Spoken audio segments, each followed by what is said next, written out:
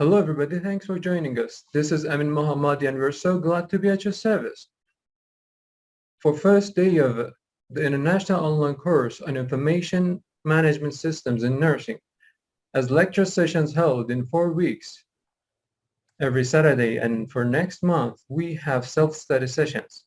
This course is directed by Dr. Khatara Seilani from Department of Intensive Care Nursing and Nursing Management from Faculty of Nursing Midwifery, and she is Vice Chancellor of International Affairs of this faculty. This short course is moderated by Dr. Asiya Darvish from Department of Medical Surgical Nursing of Faculty of Nursing Midwifery at Tehran University of Medical Sciences. Previously, our team presented a national short course on nursing informatics in 4 sessions on February and March. Before starting the present course, I sincerely appreciate our 2 outstanding pioneers with brilliant nursing informatics experiences, Dr. Marisa Wilson and Dr. Melody Rose from US, and a great specialist in health information management, Dr. Tanya Azadi from Iran, who in addition to their academic teaching experience, are the author of valuable informatics books, articles, and papers. Thanks for accepting our invitation and welcome to our meeting. We look forward to your lecture. Hello, everyone. Thank you, Mr. Mohammadi. Special welcome to Dr. Marisa Wilson and also participants. I can see some of the participants who last program also. In today's session, we have the honor of Professor Marisa Wilson lecture from US. And before that, we should start the poll. Mr. Mohammadi, would you please launch the poll? Thank you.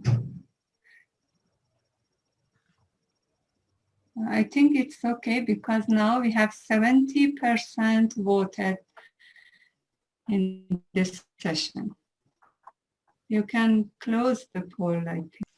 Thank you. Dear participants, if you haven't registered yet, you have the chance to make a registration till there is 1 day left. If you participate in 3/4 of the present course, you'll be given the complete participation certificate. And if not, you'll be given the certificate for any single session you participated in. Many thanks to Technology Informatics Guiding Education Reform, TIGER, and Healthcare Information and Management System Society, and International Society for Telemedicine and eHealth for helping in advertisement of these short course. For first session, we have Artificial Intelligence Nursing Leadership Considerations presented by Dr. Marisa Wilson, Interim Department Chair for Family, Community, and Health Systems at the University of Alabama, Birmingham School of Nursing, Associate Professor, Coordinator for the Medicine Nursing Information Programs, Director of the Graduate Leadership Pathways, Doctor of Nursing Science from the Johns Hopkins University School of Public Health and Nursing. She's been a licensed RN since 1994, a faculty member in the Executive Doctor of Nursing practice, which is DNP, post-BSN DNP, post-MSN DNP, and MSN programs at UAB. She's active in nursing informatics leadership for the American Academy of Nursing, American Medical Informatics Association, and Commission on Accreditation for Health Informatics and Information Management Education. And she's a board member of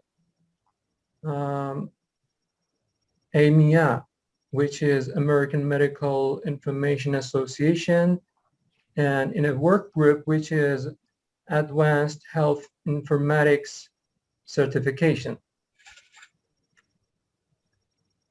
Dr. Wilson is a task force member for the re-envision of the AACN Essentials and team that revised the ANA scope standards of nursing informatics practice.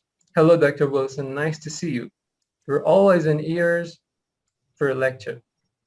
Nice to see you too. So, can you hear me? Yes, yes. We have your voice and face. Good. I am cleaning up my screen from all the things that were on it. And I am sharing my screen. Let's see, my PowerPoint. So hopefully you can see my PowerPoint. Can you see it? Yes? Yes, sure. Good, good. That's always the hardest part. So I live in a different place than where I work. What you're seeing behind me in my background is in fact my School of Nursing at University of Alabama, Birmingham, which is in the deep south of the United States. I live in Baltimore, which is close to Washington, D.C. So I am about an hour and 15-minute flight from my work, which pre-COVID, I was flying back and forth multiple times. Post-COVID, I was zoomed into my home forever. We have just recently got liberated, and we had our first days of the new semester Monday. So I was in Birmingham, Alabama, but I sure do appreciate the ability to use Zoom, despite the fact that there are, of course, some issues at times. So if you can't hear me, if I speak too fast, because I am from the Northeast and we tend to speak fast, please let me know through chat or however, and I will slow down. In addition, I get kind of excited about my topics of interest, and I tend to, again, get a little fast. And I am aware that some people, this is not their first language. I struggle with Farsi, but salam, halachamachatori. And I am an associate professor at University of Alabama, Birmingham. I am the interim department chair for family community health systems, which really means I oversee about 190 ranked faculty. I'm hoping they find someone to replace me soon. I am the director of Nursing Health Services Leadership Pathways, which are all the master's pathways, including nursing informatics. So we have a master's degree in nursing informatics. We also have students who are already master's prepared, who are getting their doctor of nursing practice or PhD with a focus in informatics. So I am fully immersed in this at a very high level. I will say, however, I am not a computer scientist. I am an informatician, a nurse, a healthcare leader, a policymaker. So I will not be doing a deep dive in how artificial intelligence is developed via complex mathematical algorithms. If that is something that interests you, you will need to pursue a master's at least in data sciences or robotics or some of the other things. My focus as a nurse informatician and as a faculty member of nurse leaders, some who are focused on informatics and some who aren't, is to ensure that all nurses have a foundational understanding of the basic technologies that they will interact with knowingly or unknowingly as they deal with patients, populations, and communities. One of those tools is artificial intelligence. And right now, it is very important that all nurses have a foundational understanding of artificial intelligence, what it is not, the potential, the ethical considerations, and where nursing leadership must be engaged, as these tools are currently embedded in our systems, are being built into our systems, and must be guided as they influence our nursing practice with our patients.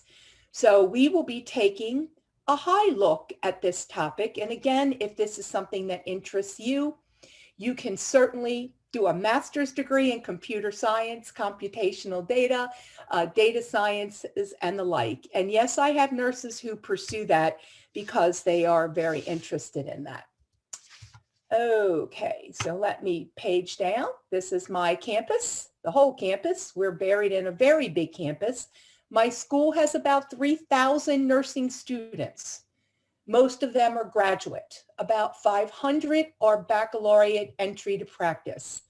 We have about 200 full-time ranked faculty in the School of Nursing alone, and an army of what we call ACIs, or clinicians who teach a course or help us teach courses across the campus.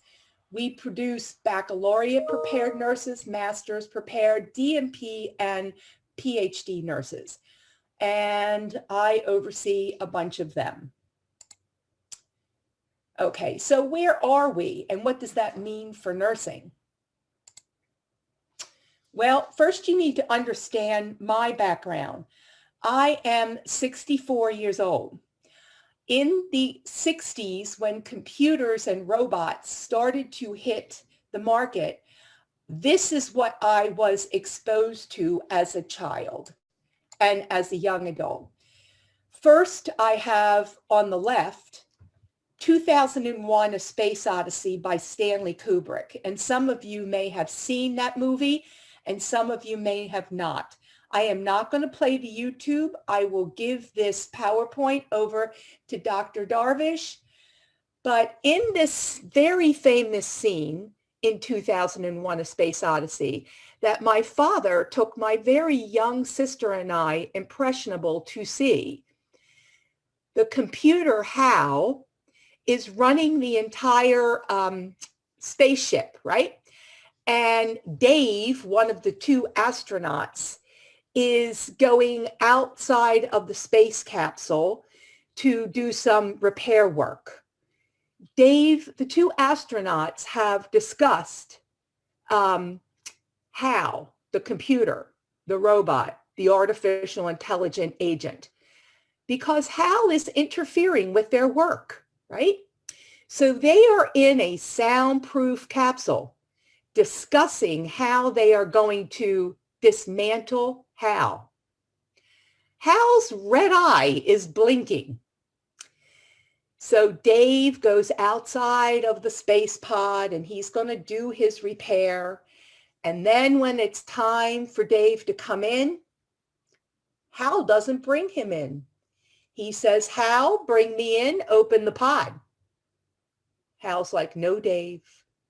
And he says, "HAL, bring me in, open the pod."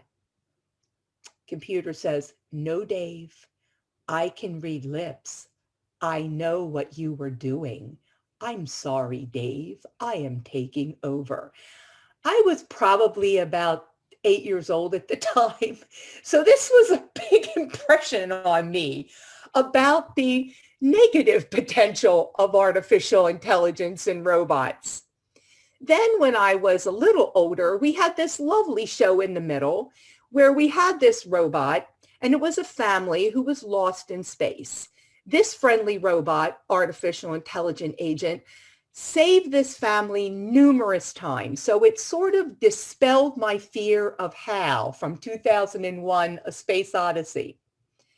As a teenager, I of course had R2-D2 and CP03 from Star Wars. I was probably about 17 at the time, and that was all very exciting. So this was the world in which I grew up. Robots, computers were just beginning to get infiltrated in our lives. Well, here we are in 2021, and they are fully engaged in our lives, including artificial intelligence.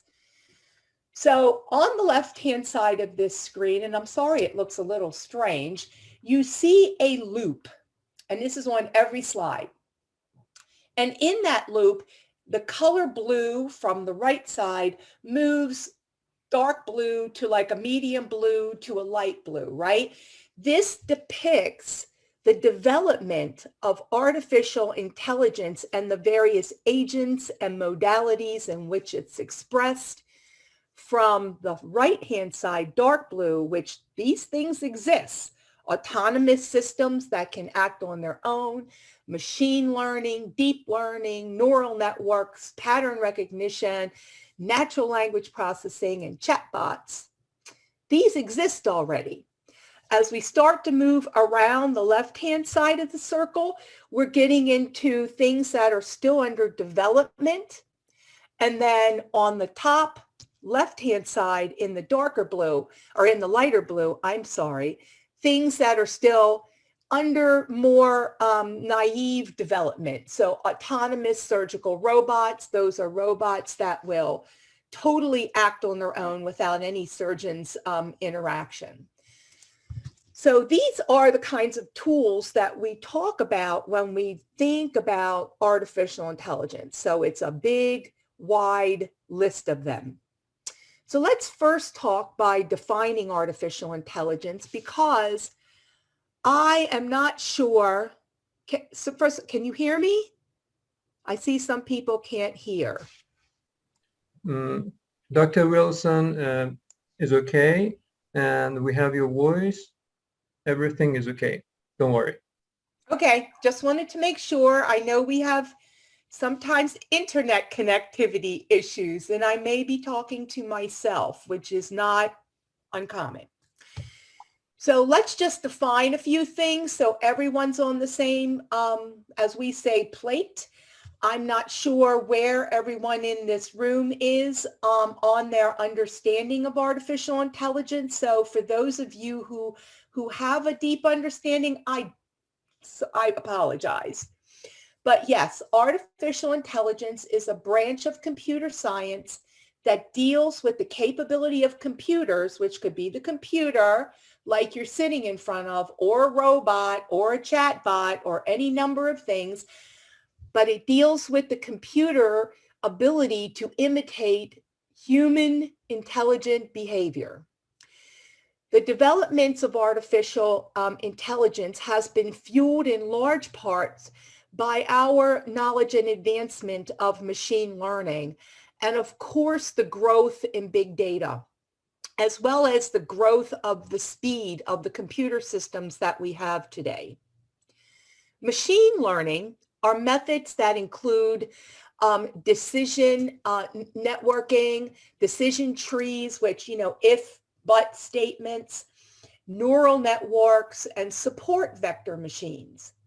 Neural networks, much like we who have a background with some physiology understand, are a series of algorithms or mathematical computations that endeavor to recognize relationships in sets of data by mimicking the way our human brain works.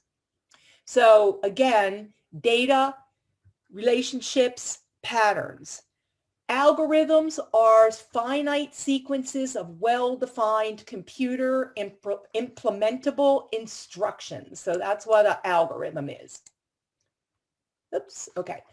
So let's deep dive into machine learning.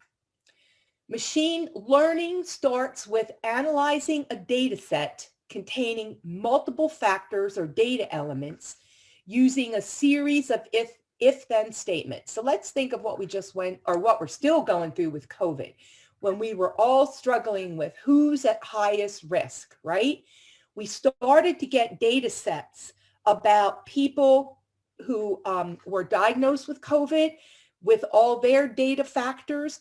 We started to get data sets about people who were in ICUs and what was being done to them. And then we started getting data on, of course, mortality, right? Now we're working on long-term morbidity, otherwise in the US known as long haul syndrome, those people who survived COVID and seem to just continue being variety of sick. neuro, pulmonary, what have you. Well, we started trying to disentangle using artificial intelligence and machine learning, that data that was piling in from all over the world. What exactly was going on here? Who was at risk? So we started looking at those factors, those data elements such as race, gender, age, BMI, comorbidities, to see who is at highest risk for various outcomes. That was done by machine learning. Because we were dealing with a whole lot of data, we had to process it that way. The decision trees that were created looked at all possible combinations of if-then statements, and the computers helped guide us to the best combination of factors that predicted outcome. And from that, we knew high BMI, older age, certain genders, certain racial groups, certain occupations. If you worked as a bus driver or some sort of job where you were constantly facing people, not lucky like me, where I could sit in my house and work, right? You were at higher risk than others for contracting COVID and perhaps dying of COVID. The resulting decision tree then gets further and further refined. The more data you add and the more you run it.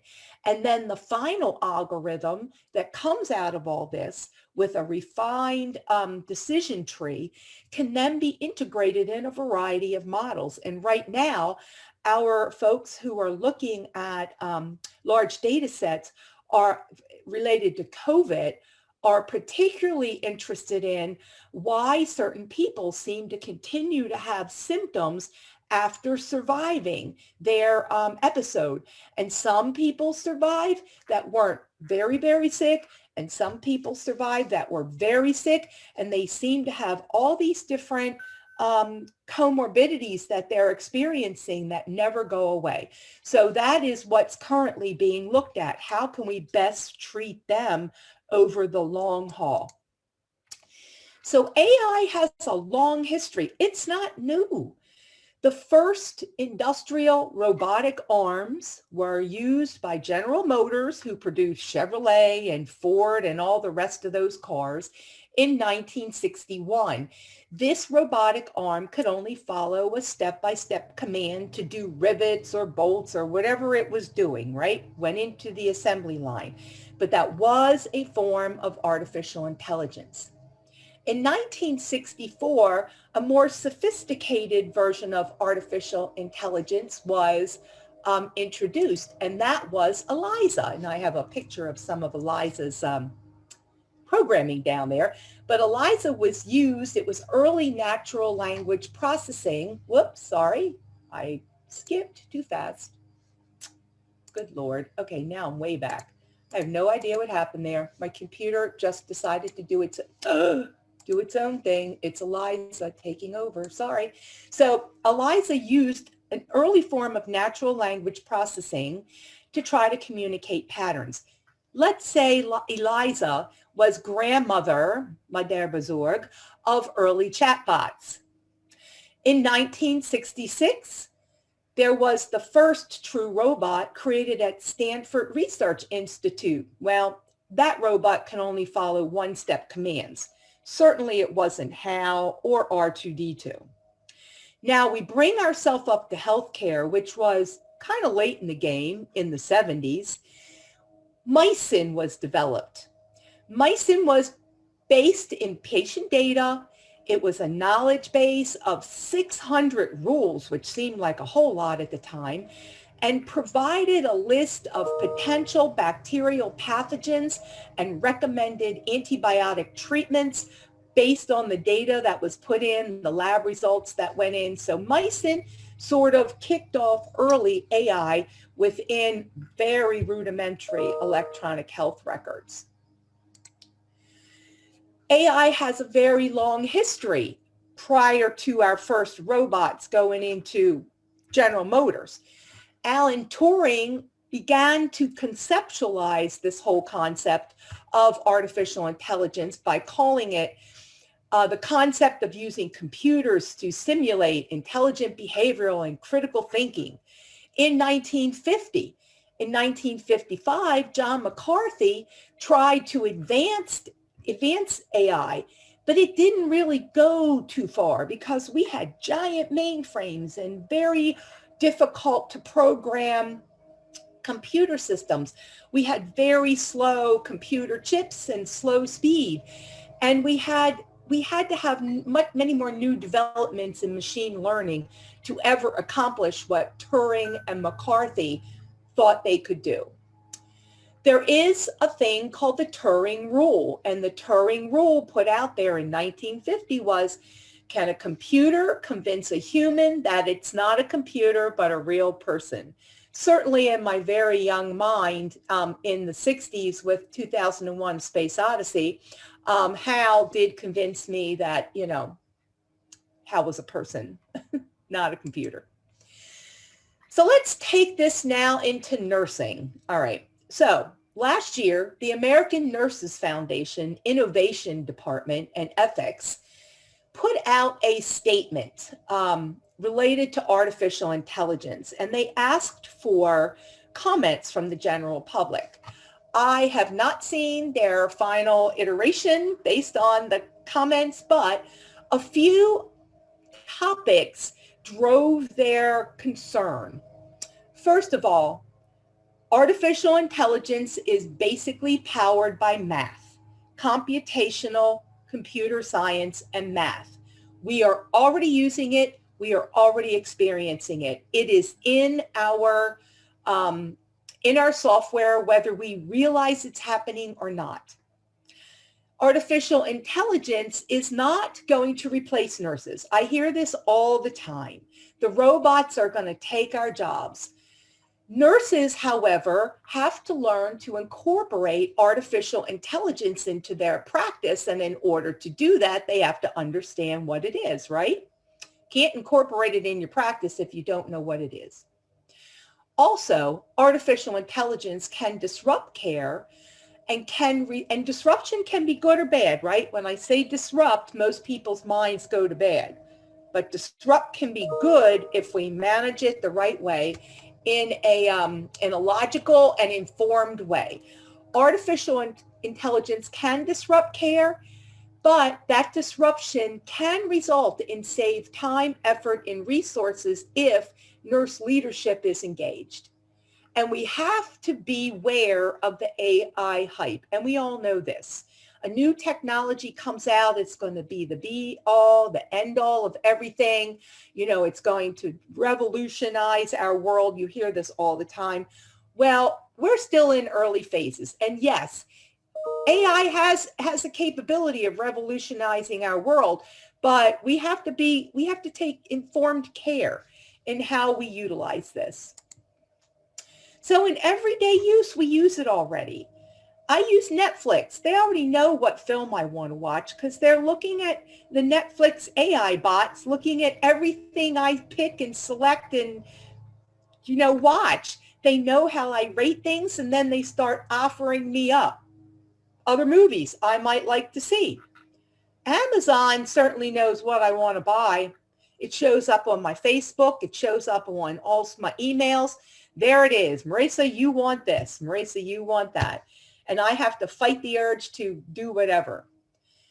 Google often knows what symptoms and conditions people are searching for because the Google artificial intelligence bot scrolls and scrolls around and starts looking at people's search engines and plotting how many people are looking for flu symptoms, how many people are doing this, and they can see, oh, this area of the world, there must be an issue with the flu because everybody's looking for flu symptoms and flu treatments.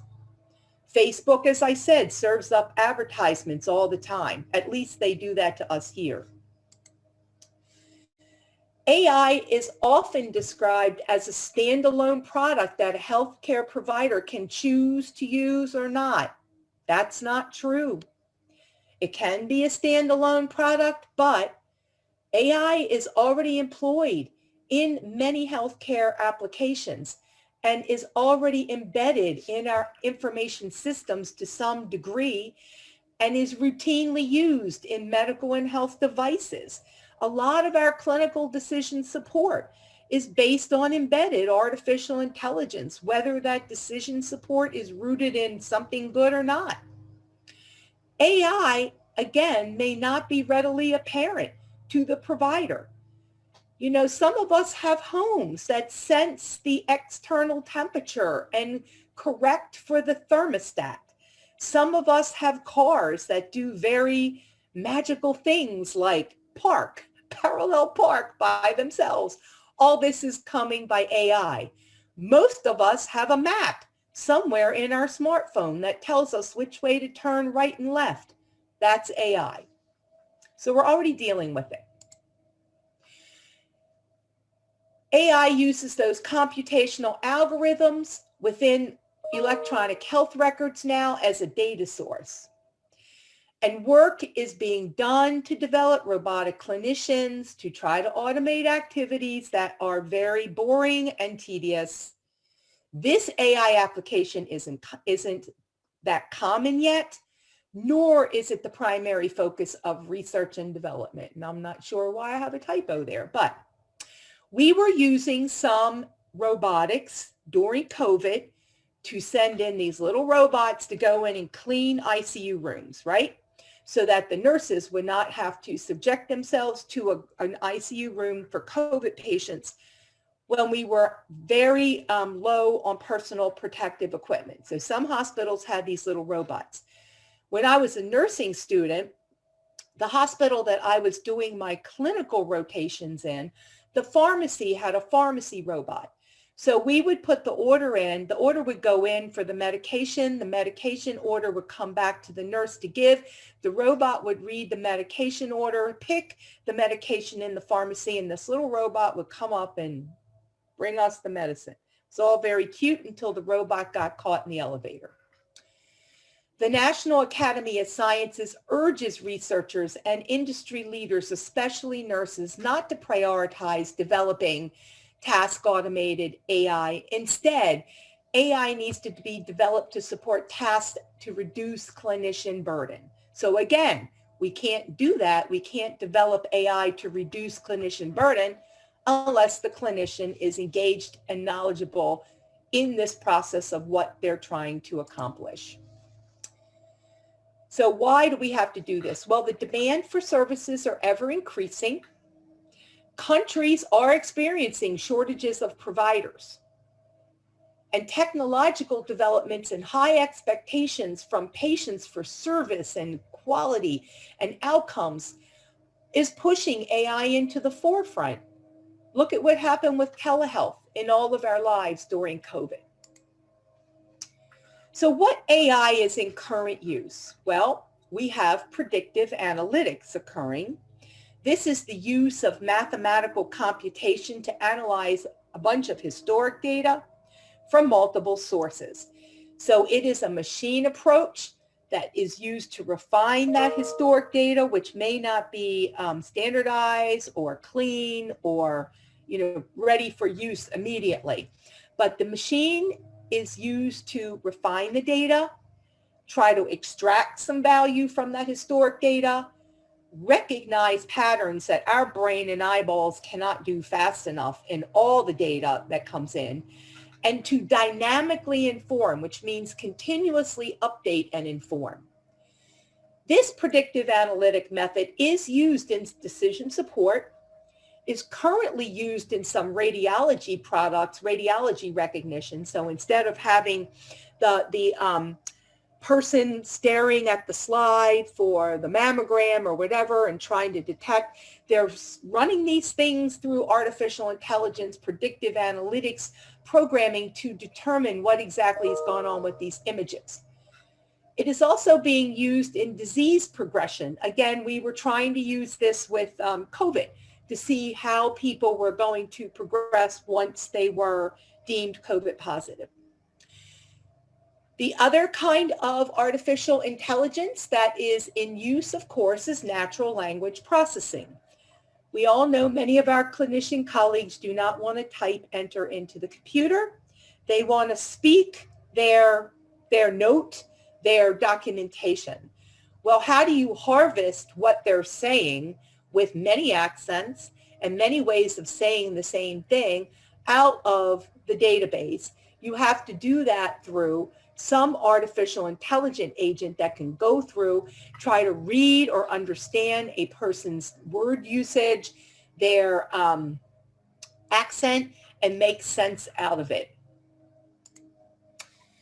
So some of the drivers, because remember I said this started in the 50s, then we had some action in the 60s, then we had a lull in the 70s, and then we had another lull in the 80s.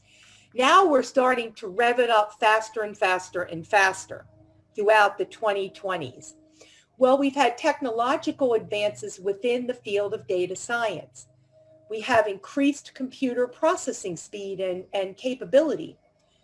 We certainly have larger data collection libraries, which means we have big pools of big data from which to draw that none of us could possibly sort through by ourselves.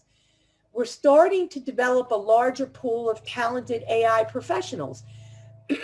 Again, people who are getting graduate degrees in machine learning and natural language processing, data science, and the like.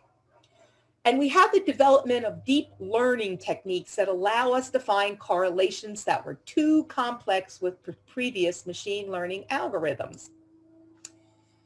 So what is AI in a nutshell?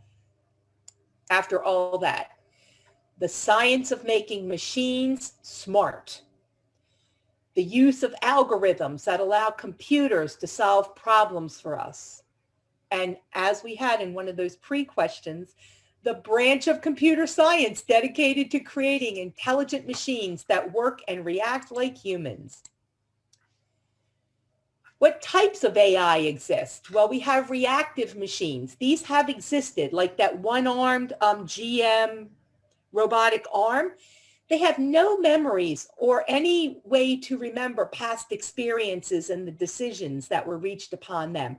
They were designed to do a specific job. Rivet that car. You see something, rivet. That's it. IBM's chess-playing supercomputer was actually one of them. It had limited memory. You know, it saw a move. It knew you went this way. I'm not a chess player, so, you know, I need that machine. We have limited memory machines that use past experiences and present data to make decisions. They don't evolve a new idea. They require massive programming. Self-driving cars are that way. So they know that they have past experiences of the highway. They have the map in there. They know where you're going if you program it right?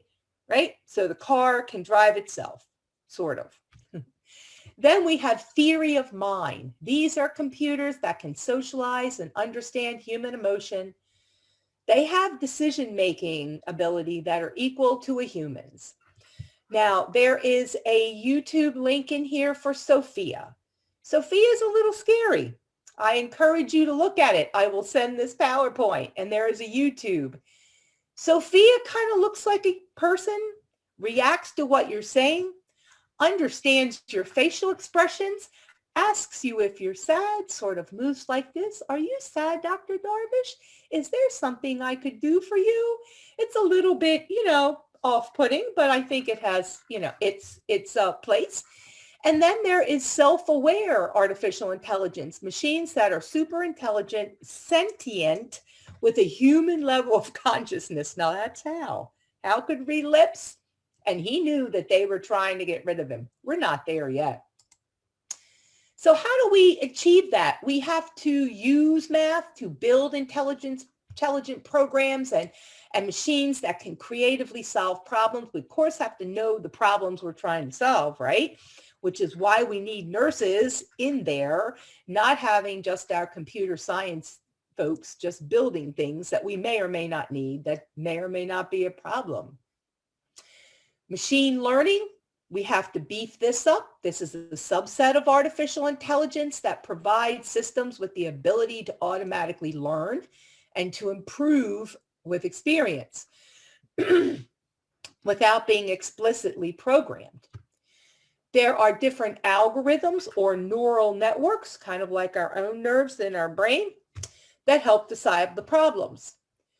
The learning refers to software self-adjustment. So remember, the software is doing itself to fine-tune those algorithms to increase accuracy. So the more time the algorithm is run with bigger and bigger data sets, the more it learns. Then we have deep learning or deep neural learning, which is a subset of machine learning. Remember, that's sort of the platform, the basis of all this AI is machine learning. It uses those neural networks to analyze many different factors with structure that's similar to a human. So it takes things like natural language data and can utilize that, or much more obtuse images and those kinds of things. It makes sense of patterns, noise, visuals, and other sorts of data that often come that are very confused and not clean. How does this all occur? And this is where we have to have nurses understand this. And we have to have nurse informaticians who have an interest in this be engaged in this, because this is the heart of the matter, okay? It's all nice to see the robot. It's all nice to see the clinical decision support rule, but it all depends on that data flowing into a system and creating an output. Input, hidden layer, output. So in a neural network, a hidden layer, and it's called hidden for a reason, is located between an input side, which in this visual is on the left, and an output side.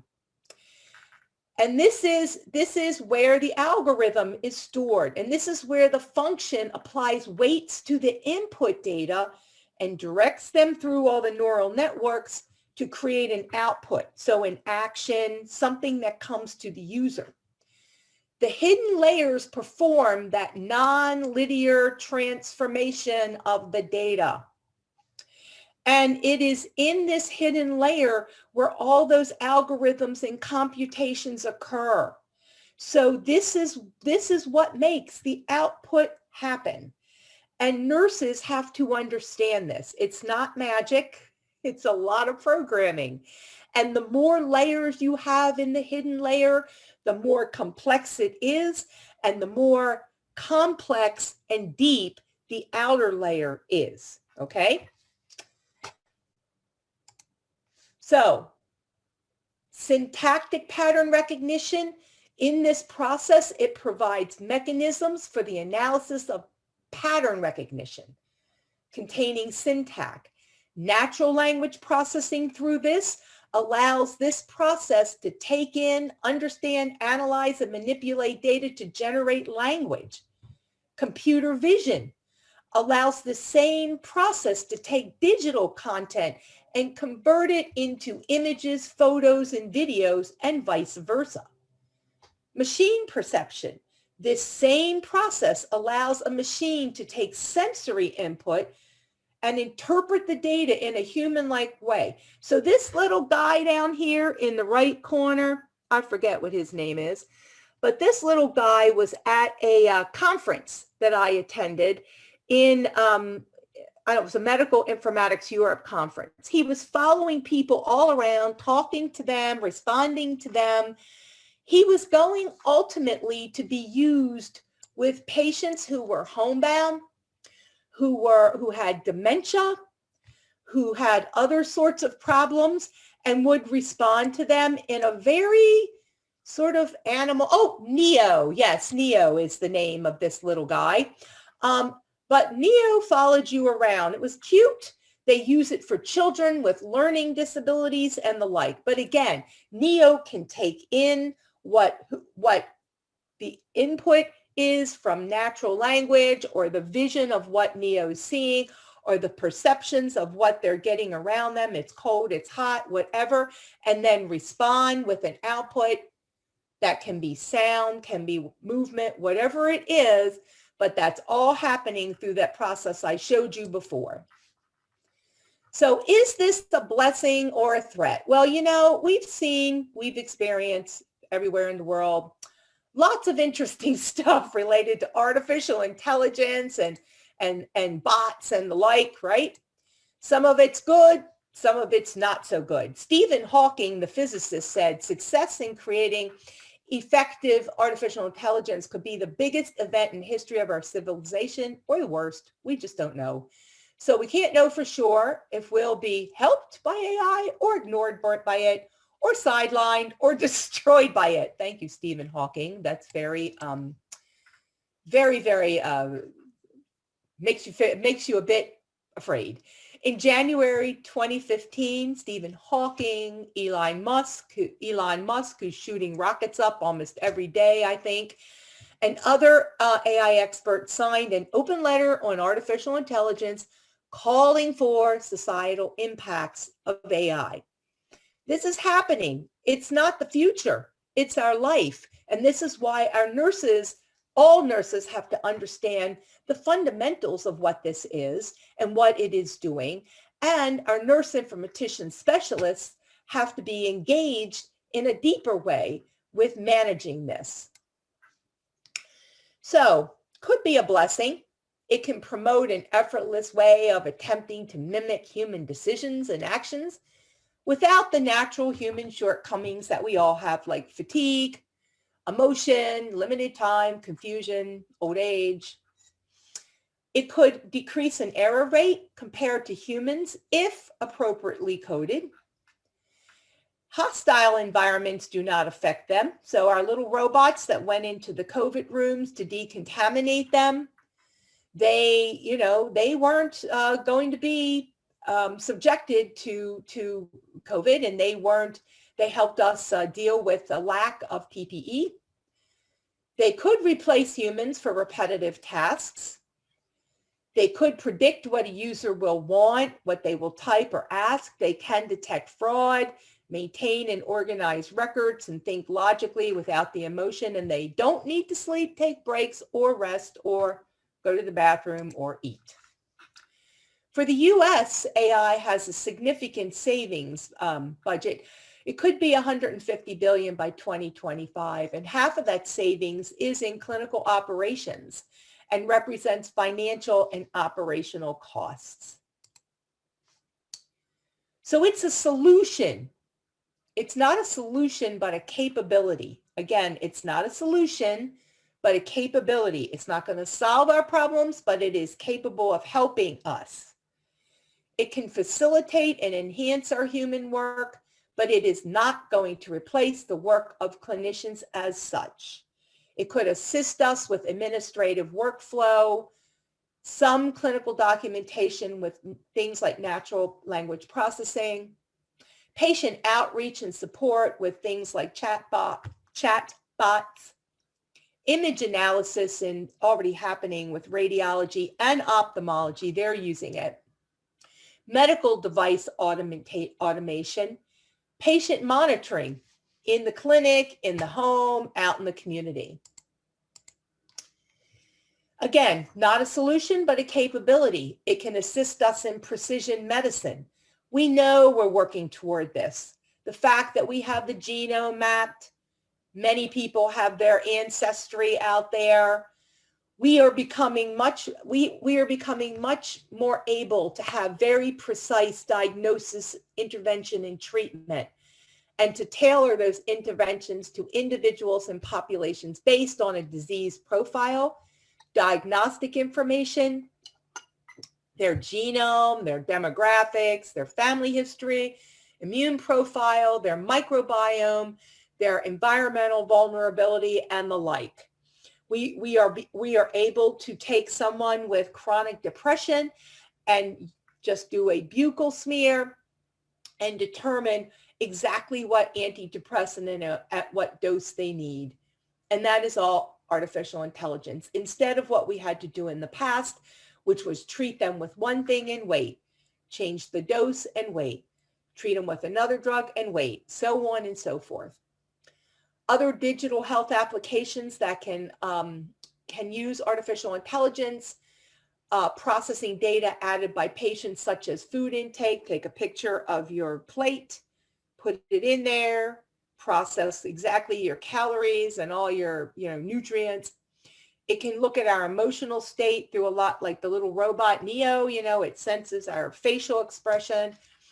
We can also do the same with activity coming from various wearables, mobile apps, and sensors. I have colleagues who are doing that with elders who are living in a home, not a nursing home, but aging in place.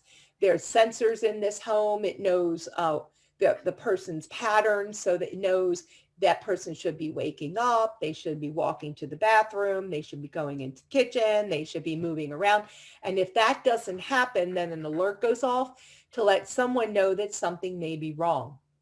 We also have genetics-based solutions that will interface with the genotype and the phenotype. And of course, drug discovery. AI is very important in drug discovery and drug testing. We have medical visualization, again, to interpret the images and videos that are coming out of all the radiology devices that are under PACS, to do some diagnosis and image-guided work, including surgery.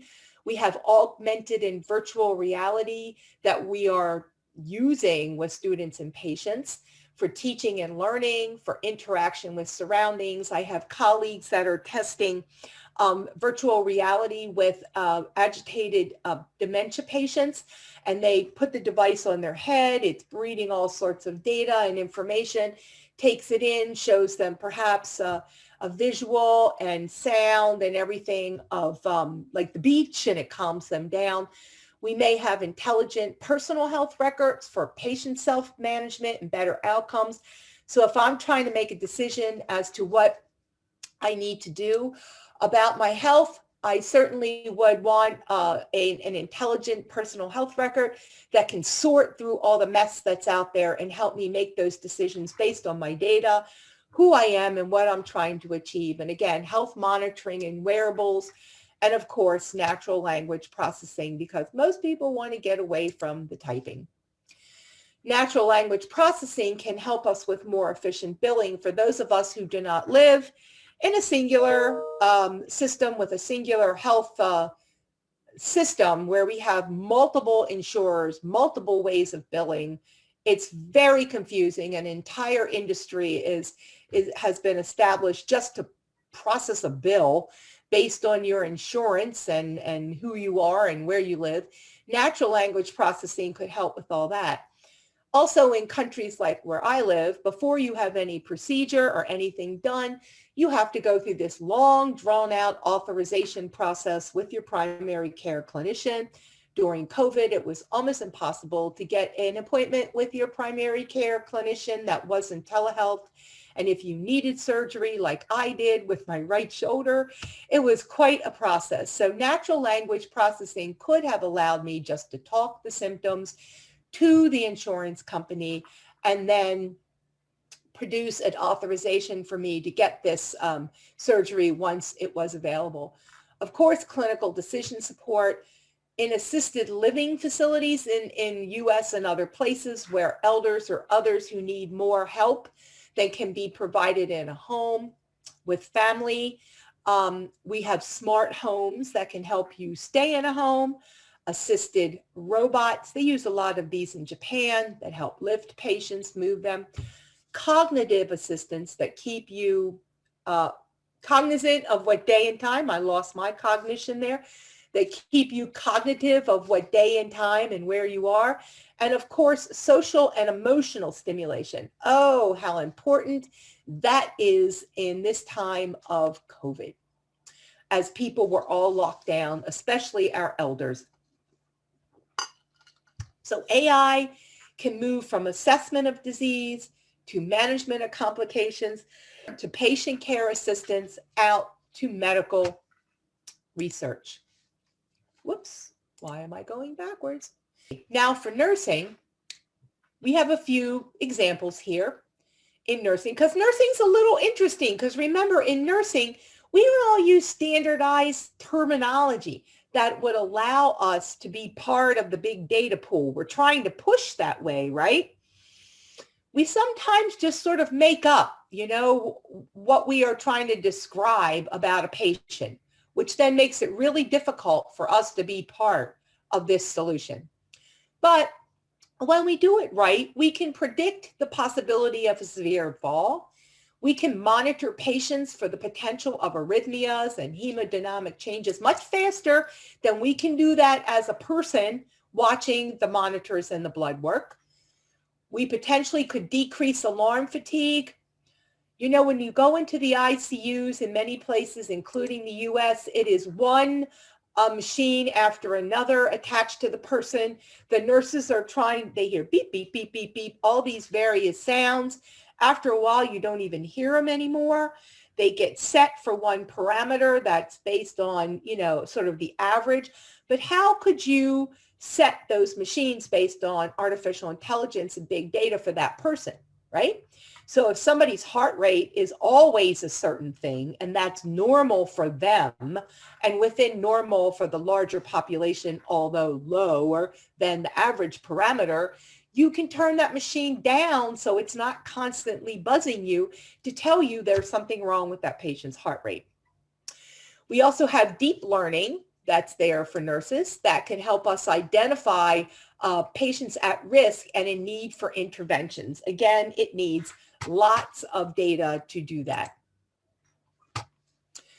So again, we have some issues. AI is all built on these algorithms that are trained on using data from predominantly one demographic that may not be accurate for your entire population. So what that means is, remember our input layer, our hidden layer, and our output. Our output is driven by what goes in. And we need to be able to make sure that the data that's going in represents accurately the populations we serve. And yes, Dr. Darvish, I think people do need a 10-minute stretch break. An hour is a long time in Zoomville. So yes, I am happy to take a break.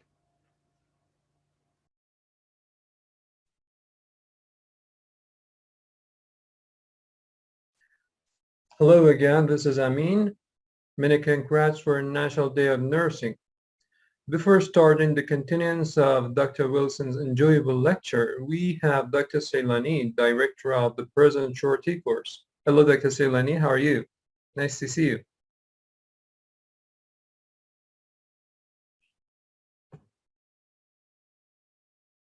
Dear Dr. Ceylani, we don't have your voice. Now you're unmuted. Thank you.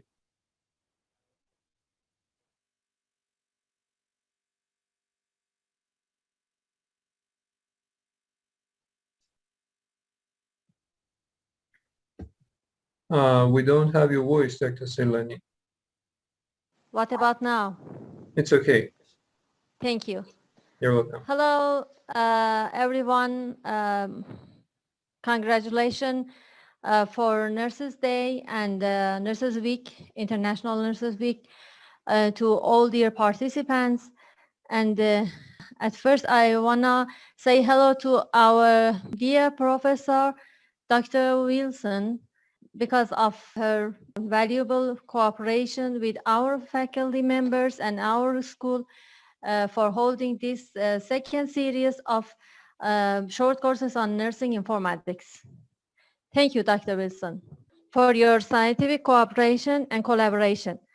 As you know, dear participants, this program is the second series of our short courses, which is held in Nursing and Midwifery School of Tehran, University of Medical Sciences. All these short courses on the valuable efforts of Dr. Darvish, our faculty member in Medical Surgical Nursing Department, and also scientific collaboration of Dr. Wilson, Dr. Rose, and Dr. Azadi. As you know, these 4 sessions will be taught with these well-known professors in the field of nursing informatics, and then we will have 4 sessions of self-study. I'm really grateful for this international collaboration, and we are committed in the region to help all the nurses inside and outside the Iran in our neighborhood to empower them with newly and modern sciences and skills which are required to overcome to new challenges of healthcare services. I wanna show my appreciation and gratitude to Dr. Wilson, Dr. Rose, Dr. Azadi, and Dr. Darwish for arranging such a nice and useful and necessary short course. And I hope all participants enjoy from these short courses. Thank you again. Thank you, Mr. Mohammadi, for giving me this opportunity. Okay, first of all, I have to say, watching those videos at the break made me so proud to be a nurse and to be among my nurse colleagues, particularly in this time that we all faced, this trying time. I just want to say, I am very proud to be among you.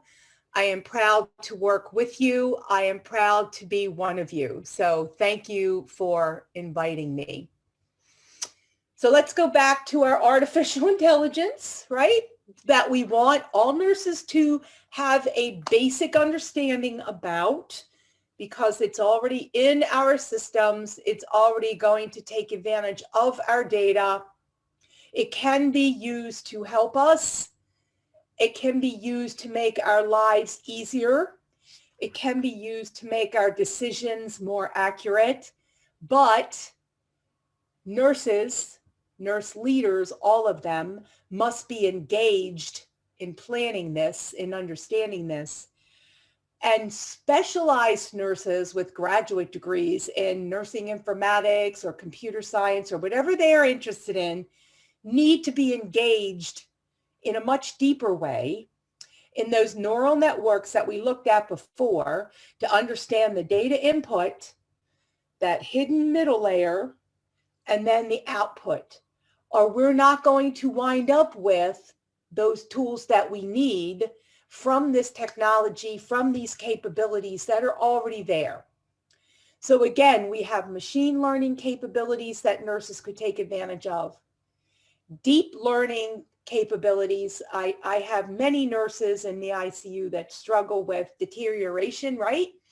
As an issue, there are lots of data points. If you start looking at deterioration scales, related to vital signs and blood work and all sorts of things that they're trying to balance to determine if that patient is at risk for deterioration and ultimately death.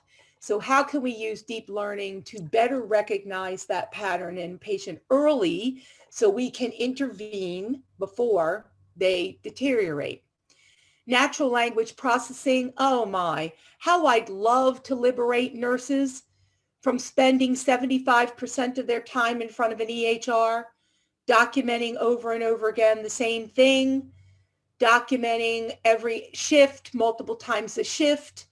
Right now in the US and in other places, we are trying to deal with documentation burden, where nurses are spending so much of their time documenting that it's a great burden. It's a dissatisfier. It's a patient dissatisfier because the patients see the nurse at the computer.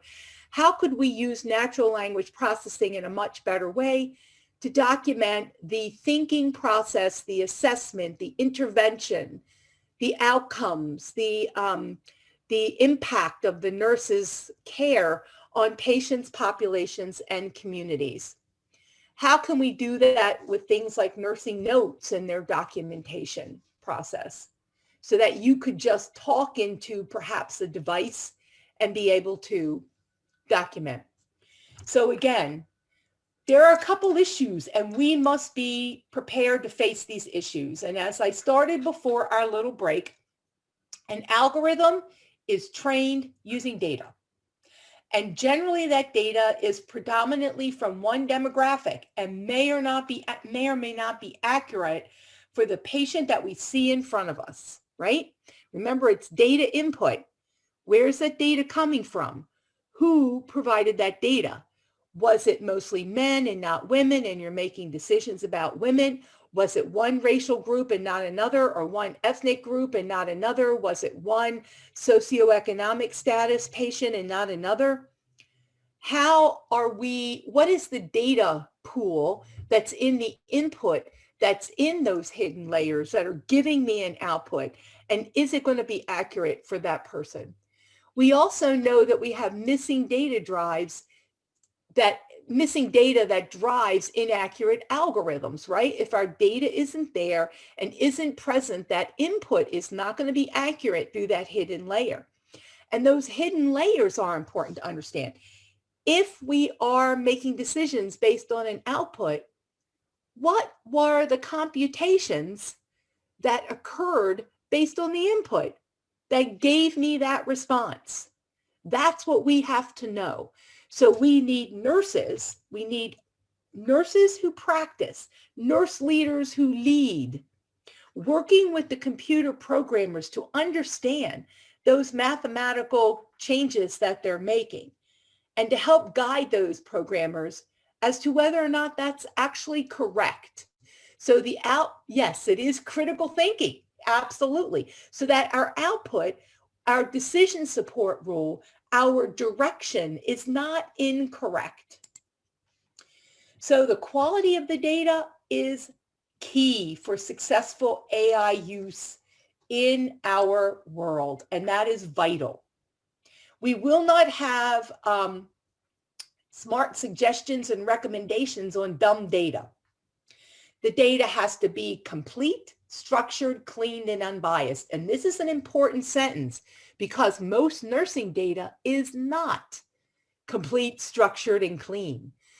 You know, you go into a chart, you read what the nurses, well, in the past, I say chart because I started nursing when we wrote in the chart. You know, you go through the night shift and it was patient is sleeping, patient is fine, whatever. We're not seeing complete and structured and clean and unbiased. Yes, more data is best, as the volume of data helps the machines to be better, more accurate, to predict and process the languages better, but we have to have more data that's accurate data, and that is representational of what we do. So there are several of us that are working on trying to take key nursing concepts, those things that are very important to nursing care, and making sure we have knowledge models drafted out, data elements that are standardized and coded in SNOMED and LOINC, and then placed into the EHRs so that what we see, what we think, and what we do and the outcomes we achieve, in fact, are represented and not thrown away, in other words. So AI programs can guide our decision-making by enhancing our critical thinking and by highlighting the nursing process, which enables patterns and semantic detection that ultimately thinks more like humans and in those complex clinical environments. But there are other issues. So we got ethical issues. We've got issues of informed consent. We've got issues of safety and transparency. If you're making decisions upon data that may or may not be accurate, how safe is that for patient care?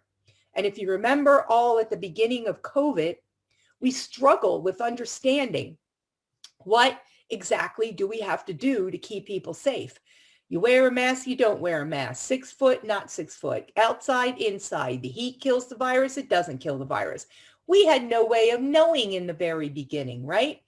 And some of our consumers are very confused and misguided because we were trying to figure it all out, because we were trying to keep people as safe as possible with the data that we had. We also need algorithmic fairness and algorithmic, basically non-bias. You know, how are those computational algorithms being calculated, right? Are they fair? Are they biased? And how private is the data? Well, we know for the most part, our data is not always very private. We see this in many ways, big and small. legally, safety and effectiveness. If we make a decision based on an algorithm that we don't understand how it was created, and that decision wasn't right for that patient, then how are we liable as a nurse for what we do and the outcome, right? We have cybersecurity issues, of course. We hear about this with hackers being able to get into implantable medical devices, our EHRs. We just had it in the US with our oil, one of our oil refineries. The hackers got in and everybody had no gas and there were lines at the pump. So we have cybersecurity issues. And then we have intellectual property law. If you are working with a company and you are providing them with your critical thinking, your experiences that go into some sort of algorithm in that hidden layer, whose property is that? It came from your head, right? And into that machine. So yes, cloud computing, the business of healthcare, all of these challenges we're facing. So we've just looked at this with the Alliance of Nursing Informatics, ANI. And the Alliance of Nursing Informatics in the US is a co-sponsorship between AMIA, the American Medical Informatics Association, Nursing Informatics Group, and HIMSS, the Health Information Management Systems Society, Nursing Informatics Group. So these two organizations have a co-sponsored joint effort that they do together, and it's called the Alliance for Nursing Informatics, ANI. It's an organization of organizations, in other words. ANI currently represents about 20,000 nurse informaticists. So nurse informaticists who have specializations in informatics, not just in the US, but in other countries. So a couple of things that they brought up when they looked at the ANA, the American Nurses Association's draft ethical statement related to artificial intelligence. The ANA Center for Ethics and Human Rights Advisory Board put out this statement.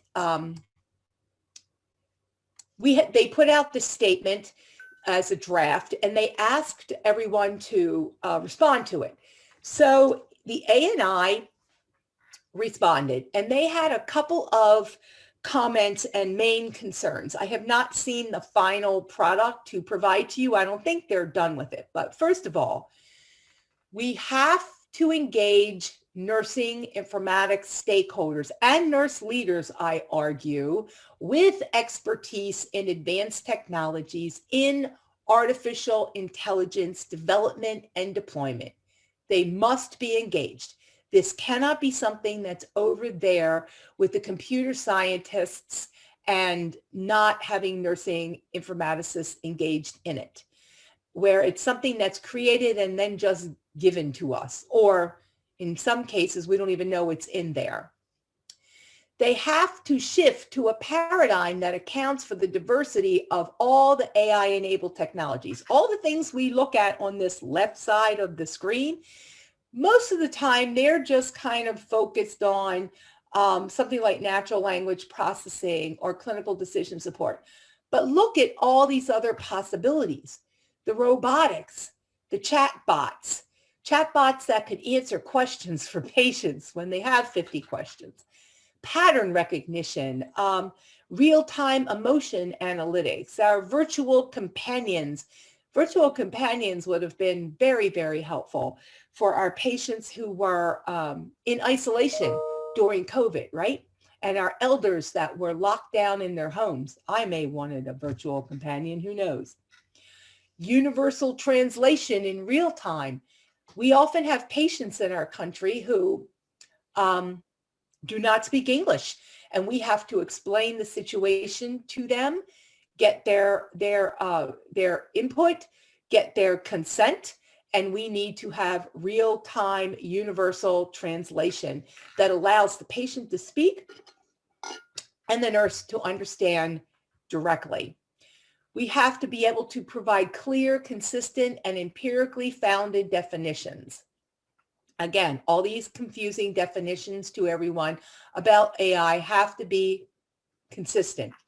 And we have to make sure we have consider autonomy, privacy, and the dignity of the patient. We have to ensure we are thinking about bias, transparency, traceability. Traceability meaning how do we know what's going on in that hidden layer? How can we trace that data moving from the input to the hidden layer to the output? We have to ensure this is reliable, safe, inclusive, socially accountable, and that there is some sort of governance over these advanced technologies that includes nursing, and not just have it put upon the nurses. So here's some examples of where we get confused. In Stokes and Palmer 2020, they highlighted robotics and the ethics of caring in a very well-read article. So they were talking about robotics in this article, and in this article, it basically indicated or alluded to the idea that only robots were the only kind of AI that was out there. And they postulated, based on Etzioni and Etzioni from 2017, that AI serve as robotic partners and not substitutes. And their tasks need to be appropriately divided between humans and the robotic AI caregiver according to relative competence, right? The comparative advantage between the human and the robot. Stokes and Palmer argued that this partnership model with these robots is broadly correct, that the relative competence criteria for assigning tasks and risks having efficiency overshadow caring as the central feature is nursing practice. They argued that an ethical division of tasks between the AI, and they just said AI, they didn't call it a robot, and the human caregivers maintains caring as a core value and practice of nursing and protects or expands opportunities for caring acts. Well, this sounds great, but this article basically unleashed a furor among some nurses who weren't unfamiliar with AI because it talked about robots and AI partners, as if that was the only kind of AI that's out there. And hopefully from my lecture, you understand they're just one kind of many AI. And it got people off on a tangent, again, talking about robots taking our jobs, etc. So we have to make sure we dispel any kind of confusion. Robots are one thing, one of many. There are still many, many other kinds of forms of AI that are already embedded in our systems, making differences in what we do. So, whoops, that came to the end very quick. I have provided some references for you. I will provide this PowerPoint for you, but I want to say just a few things, and I know I got finished early. I hope I didn't rush, but I do want to take some questions. I also want to read your comments related to AI, your thoughts about AI. In the next lecture that I will present to this group, which I believe is next weekend, I will be talking about competency, right? Some recent work that we've done in the US related to expected competencies of all nurses and expected competencies of the graduate level nurse informatician.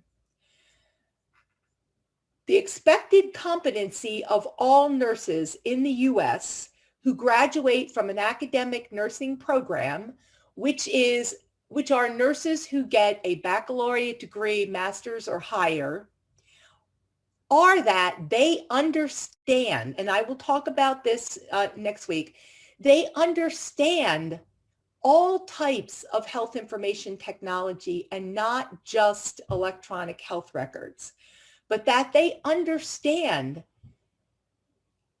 EHRs, personal health records, social media, wearable apps, mobile applications, and the like, all of which are gathering data into large big data pools that ultimately that data winds up in big data and artificial intelligence applications. So all nurses in the US are going to be responsible for having a minimal understanding of what artificial intelligence is and how they are going to be able to contribute to actually utilizing these in the right way. Has there been a recent development on easing nurses' documentation practices through AI? Yes, there has been some work done with natural language processing where the nurses can wear a headpiece and talk into the headpiece, and it documents their care. The problem is right now, the amount of documentation is quite limited because of the problem we have in nursing with not using standardized nursing terminologies, right? So we have to be able to use standardized nursing terminologies for most of our important concepts of interest so that we can utilize natural language processing. Where we're really doing a lot of work right now as a foundation in documentation burden is looking at what we're documenting and why we're documenting it and who is, what is the benefit of that data? You know, I was a nurse during the time of paper, and then I was a nurse during electronic, and I worked in informatics building screens, right? And with paper, if you wanted to add a new screen or a new piece of paper to the chart, if you wanted to create a new assessment, there was a great long process you had to go through in order to create that document, right? You had to create the document. There were all these approvals, and it had to go to another committee and another committee, and then ultimately go out to the printer, then get dispensed to all the nurses, and then a training. You know, it was all this process. So the desire to create new screens for nurses to fill out wasn't really there. However, when we switched to EHRs, and some of us in early nursing informatics learned how to build those screens, all of our nursing colleagues were coming to us saying, can you build this screen? Can you build that screen? And we didn't know any better. We went, sure, we can build the screen. Till finally we were building screens for everything. And the poor nurse on the other end is filling these screens out, screen after screen after screen, to the point where they're huge and burdensome and don't really do anything at all. So we're taking a look at all that data, yes, utilizing some very basic artificial intelligence processes to see, okay, what actually gets used? What actually is important? Do we collect it once and never use it again? Why are we collecting the same information 10 times from 20 people? Is it possible that we can do this much better? And yes, it is. We have to look at a lot of data. We have to be bold to say that's not important.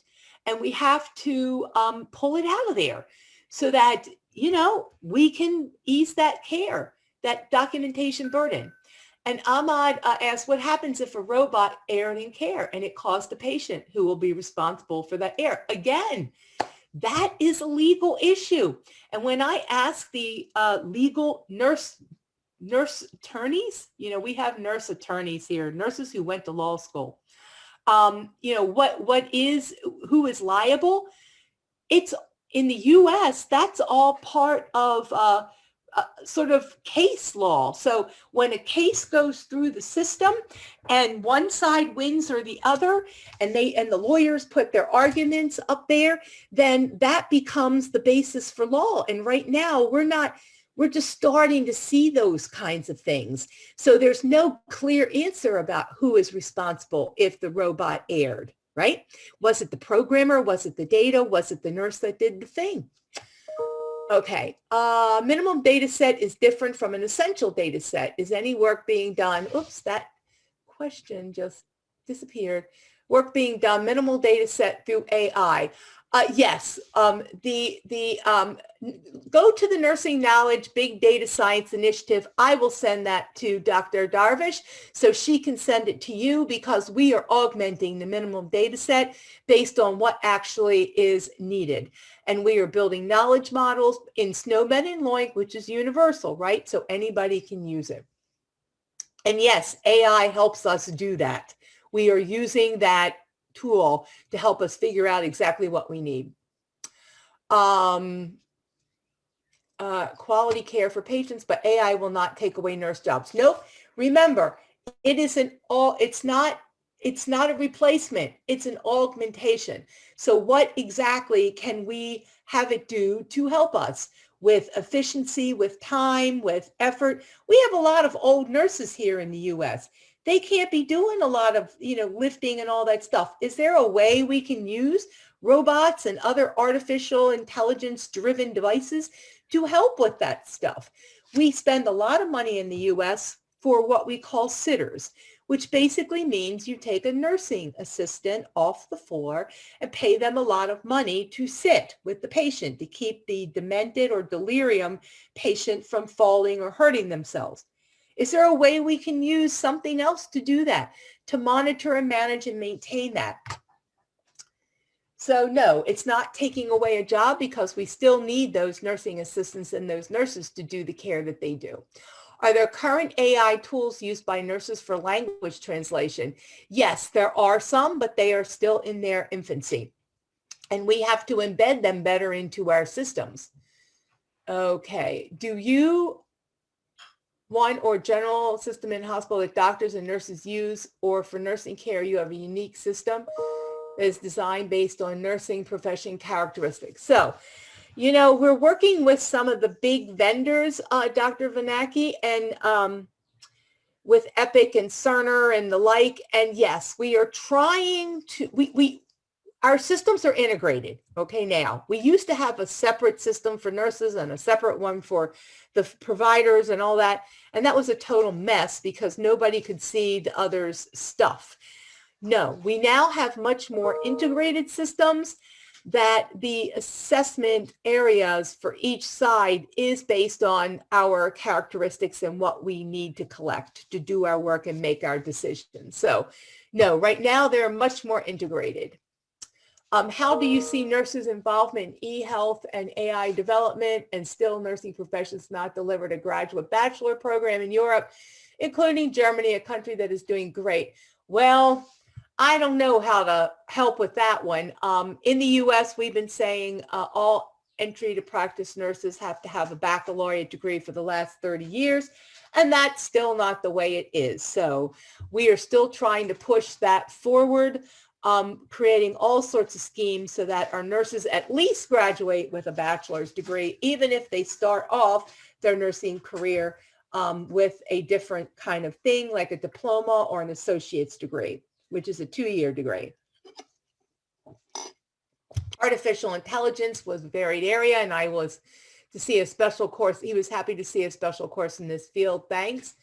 Thank you. And would you please present the real and applied AI related technologies in the nursing profession in your country?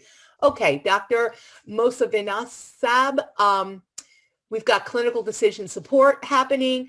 We've got monitoring of patients in outside sites. We've got remote monitoring. Oh, for the next session? Yes, sure. But we do have remote monitoring going on with patients who got discharged. Let's say COVID, they couldn't be in the hospital any longer. They needed to go somewhere else, but they needed continual monitoring. They were wearing a device that was similar, or they are wearing a device that's similar to a Apple Watch. It's a little bigger, and it's monitoring all their vitals, and there is a connection between them and the nursing staff in a distant location, but they can be in a step-down kind of facility or in the home. Please suggest AI and nursing research area. Oh, translation, utilization, evaluation. It really depends if what your research interest is, if it's the computer science, if it's the neural network, if it's the algorithm. There's a lot that it would there are a lot of possibilities depending on what your focus is. So I think I have great questions, great comments. Did this help you? Did this open up some stuff that perhaps, or open up your thinking? Okay, are your nursing informatics programs only limited to BS nurses? Our nursing informatics programs that are held within a school of nursing, yes, are limited to someone with a degree in nursing. However, in the US, there are health informatics programs that are outside of schools of nursing, and we have very similar output. And those health informatics programs are open to people that do not have nursing degrees. Okay, I think AI decreased relationship between patient and nurse, but we need it near nurse. Yes, we do. And AI, again, think of AI as a tool, not a replacement. It is a way to help people with their thinking or to do tasks that may be repetitive.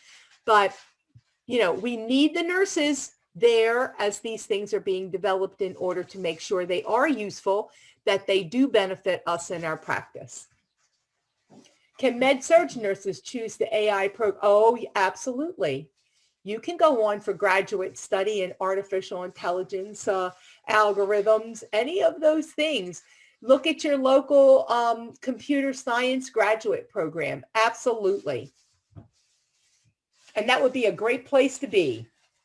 If this is something that is interesting, it'd be like a different language. It'd be like learning a whole new thing, but we need nurses to pursue these kinds of degrees.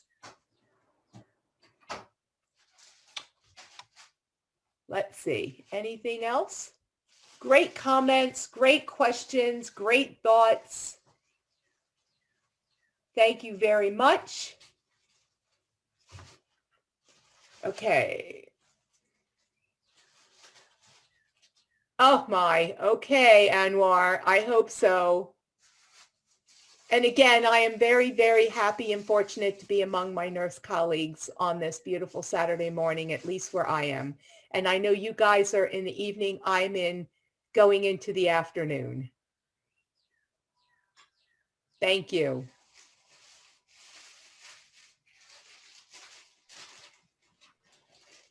Thank you so much, Dr. Wilson, and thank you, audience who stayed with us. I ask, please, Mr. Mohammadi launch the poll for the post-test. And in meantime, I again thanks Dr. Wilson for very nice answers and very nice questions from audiences. So please, audience, participate in the poll. Thank you so much. It has a time of around 4 to 5 minutes. Thank you for participation. We will have Dr. Wilson again next week on Saturday. And after poll, please don't leave the session. We should have a group photo. Thank you so much.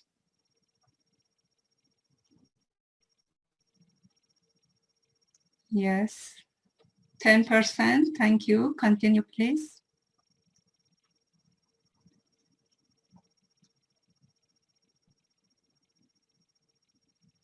Yes, dear participant, thank you. And I do see a comment. Yes, someone with a bachelor's of science in IT certainly can pursue a master's in computational science or robotics or whatever you want to do. Yes, thank you.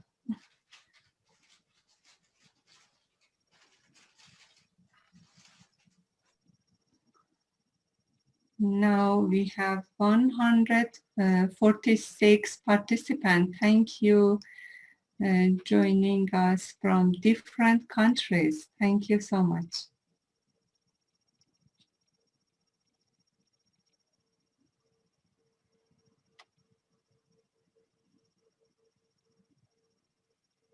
Also, please, participants, if you want to speak, any one of you want to speak after poll, please raise your hand or write in the chat box to activate your voice. And please no one leave the session because it is continue till I think around 15 or 10 minutes. Thank you so much.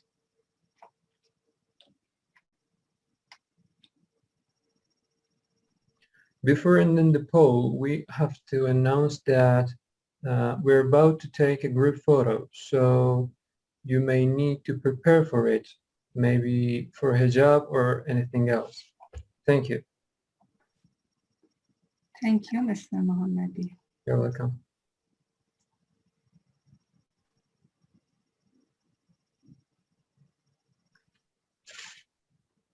Okay, this is 68%, 69%, and yes, 70%. You can close the poll. Thank you.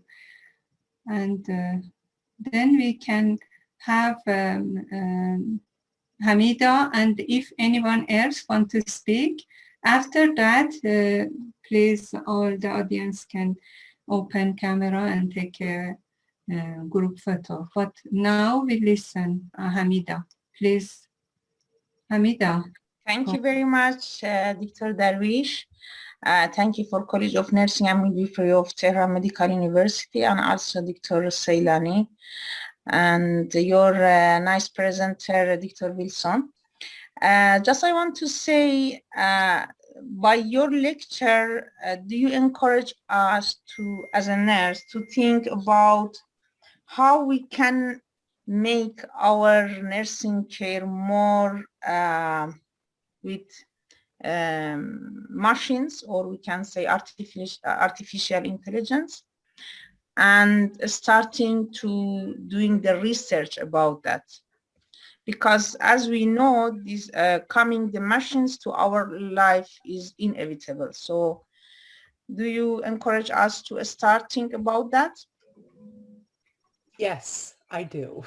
I encourage us as nurses, regardless of whether you are working at the bedside with patients, or you're a nurse leader, organization, or you're a nurse informatician, or a nurse with a computer science advanced degree, to really understand how these things work and how to make them work for us, and how to make them work accurately, efficiently, and in ways that we need it. For years, I built these systems and implemented systems, and nurses just sat on the sides and said, I don't understand this. This is your thing. It's their thing.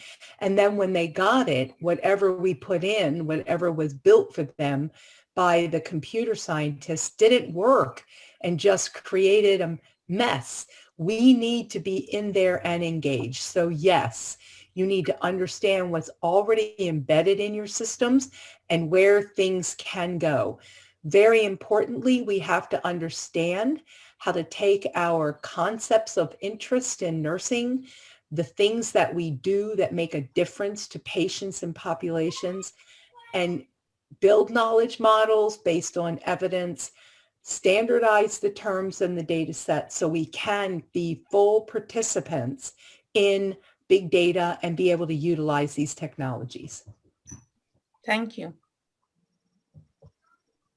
Thank you so much. And I think, yes. Who is that? Yakubu? Anyone else wants to speak? Yes, please go on. Do you want to speak? Do you have any question? Well, it's quite unfortunate I couldn't join earlier, but I think I have some couple of questions. One of them was answered. I'm speaking from Ghana. Ghana. I'm Kwabena Boateng. I'm with a nursing college in Ghana, and I teach informatics to train nurses up so that they will be able to use the technology at the hospital. I don't know, but I'm speaking from my points and my challenges in my country. And I'm hoping I'll get people to help with the necessary answer and support. Well, we lack the technology. I think the course itself was just introduced by the Ministry of Health from I think 5 years ago. And we lack the necessary resource. I was only trained with a Bachelor of Science in Technology. Having worked with nurses for quite some time, I had to put things together to understand how things work. With some few materials at my disposal. I just want to know, possibly, I wanted to do my master's. What is the necessary guide for me to do the good master's and to have the necessary understanding of this field to help my country? That's the nursing informatics. So you are a computer scientist, correct? Yes, degree in IT, information technology, to be precise. So in the US, nursing informatics programs with graduate degrees are out of a school of nursing. So unfortunately, they require the person submitting an application to be already a baccalaureate prepared nurse or in the process of being a baccalaureate prepared nurse. It's very complex, unfortunately, here. However, my non-nursing colleagues who do not want to go that route and become a nurse in order to get a nursing informatics degree will opt to go for a school of health professions at University of Alabama, Birmingham. We have one right next door to us. And that health professions school has a master's and a PhD in health informatics.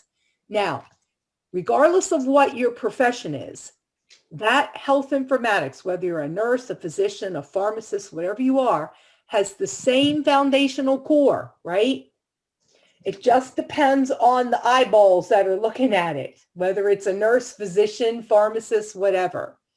So if you don't want to go through that process, then you can opt to look at graduate programs that are more in a school of health professions that offer the exact same thing, data science, and they help you have a better understanding of health care and health in general. So you're doing basically the same thing. It's just different pathways to get to the same place to be equal colleagues. Okay, thank you. And of course, there's computer science degrees that are all the programming, right? They're getting down in the weeds with the programming. That's another option. It just depends on what people want. I have nurses that go to computer programming because that's what they like. Thank you so much. Thank you. That's been helpful. Yes, thank you. And